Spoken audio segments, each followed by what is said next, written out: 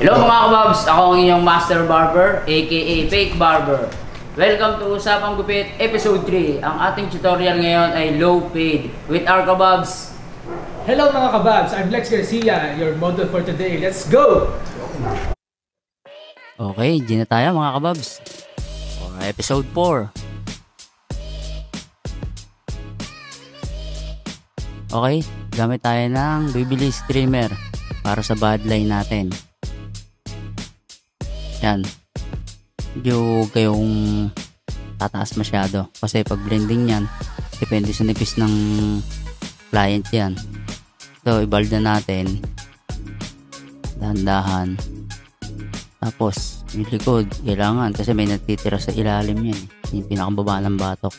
Ngayon, para sa malinis nating ilalim, shaver tayo. Smooth lang.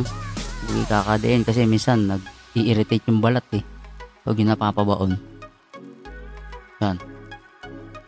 Okay. So, gamit tayo ng no guard, open lever.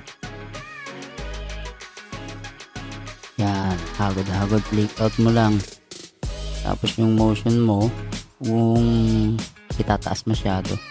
Kasi pag low fade, pag napataas yung flick out mo nyan, magiging ano na yan, high fade o mid fade. Dito, gamit tayo 1.5 para dun sa pinakang second layer natin. Flick out lang ulit, may konting lambing. Yan, ganyan. Kasi pag yung ano, itataas mo masyado yan, high fade na kalalabasan. Dito, gamit tayo ng number 1 guard. Close tayo. Ngayon, yung mga kantong pang second layer niya ulit, may natitira pa yan, tatanggalin mo yan, yung floating lang. Yan. Kasi may mga itim na ang hirap tanggalin talaga. Tapos, yung magagamit mo dyan, igunting. Dito, gamit tayo ng no guard tayo ulit.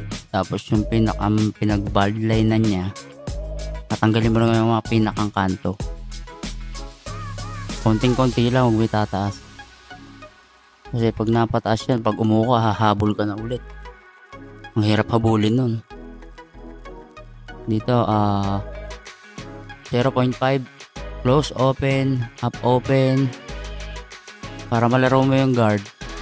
Kasi yan, maganda pang tanggal na mga natitira, yung mga lampas-lampas na pinag-guidelinean mo. Ito, magaling pang tanggal to eh. Yan, wag kang maiinip yan. Kasi yan, napaka-importante niyan. Yung 0.5. Kailangan control mo. O kontrolin mo yung bawat galaw mo dyan. Yan, yung pinakang-bald line nga pala kanina. Kasi 0-0 talaga siya. Babakat siya. Pag di mo titanggal ng trimmer yan, bakat pa rin talaga siya. Kaya ito, tatandaan nyo lagi, pag nag-trimmer kayo ng bald line, pang flick out nyo pa rin yung trimmer. Thinning scissor tayo. Yung mga makakapal yan, yung pinaglinyahan, naandyan pa din yan. Ito, pinakamaganda at pinakamabisang gamit natin. Ito, bawas tayo sa taas. Taas naman, meron tayong makikita mga lampas dyan. Ayan, napakabisa niyan. Ayan, makikita mo. Pag section mo ng ganyan, tanggalin mo lang yung lampas. Yan ang gawin mo pinakang guideline. Susundan mo lang siya. Papunta sa harap. Sa kabila, ganun lang din ang gagawin mo. Para makuha mo yung texture ng taas. Kasi yung buhok nito, medyo ano siya eh, messy. Kaya bagay dito yung mga gupit na French craft, textured craft. Alam nyo yung may mga dulo-dulong parang maninipis. Tanggalin nyo na. Yan, ganyan. Mas maganda yan eh. Mas nasanay na ako sa ganyang bawas. So, gamit tayo ng gunting. Para sa yan, pina. Pinahin natin yung mga lumalampas. Ito, trimmer. Gawa tayo ng temple para sa pag-ahit natin. Kitang-kita yung linis niya. Yan. Kailangan magaan lang. Huwag mo isasagad. Ito, labaha. Yung labahang pinakamasarap gamitin. Sa lahat ng nagamit ko, ito pinakamagandang labaha eh. Matagal na daw to eh. Yan, sarap ihagod niyan. Sarap iahit. Kailangan magaan. Pero kahit madiin, hindi siya susugat eh. Kasi may stopper sa dulo. Yan, ahitin mo na rin yung ilalim kasi may matitira talaga. Ito, gamit tayo ng pomade. Impeccable pomade yan. The best yan.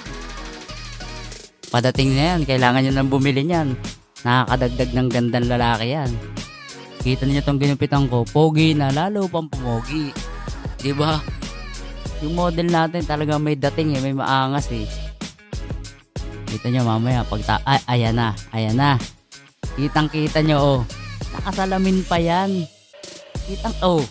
Yung mga tingin yan talagang Joshua Garcia. Ay, Lex Garcia pala. Oh, kala nyo si Joshua?